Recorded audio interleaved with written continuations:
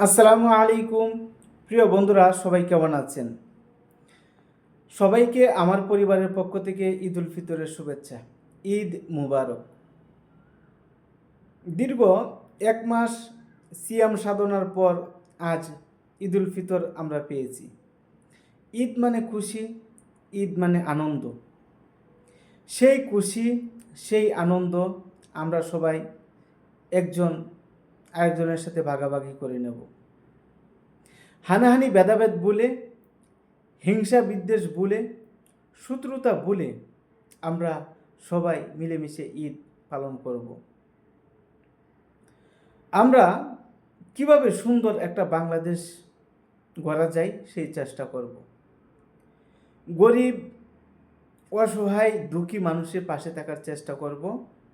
কেউ যদি কখনো বিপদে পড়ে তার পাশে দাঁড়ানোর চেষ্টা করব, তাকে সহযোগিতা করার চেষ্টা করব।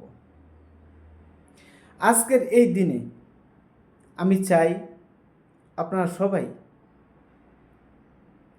আনন্দ, খুশি, সবাই মিলেমিশে ভাগাভাগি করেন, সবাই ঈদ উদযাপন করেন। আর আজ যাদেরকে আমরা মিস করছি, যারা আমাদের সাথে নেই, যারা আমাদেরকে রেখে চলে গিয়েছেন, সেটা আমাদের বাবা মা হতে পারেন, দাদা দাদি, নানা নানি, আত্মীয় স্বজন হতে পারেন। সকলের জন্য আমরা দোয়া করব যারা এই পৃথিবী ছেড়ে চলে গিয়েছেন। আল্লাহ যেন ওনাদেরকে কিয়ামতের আগ পর্যন্ত ওনাদের কবরের আযাবকে মাফ করে দিয়ে জান্নাতবাসী করে দেন, জান্নাতের সর্বোচ্চ স্থানে ওনাদের জায়গা করে দেন। আমরা বেশি বেশি দোয়া করব, কারণ আজ আমরা অনেককেই মিস করছি। বিশেষ করে আমার দাদা, আমার দাদি, আমার এক ছোটো ভাই, স্বাস্থ্য ভাই ছিল সুমন।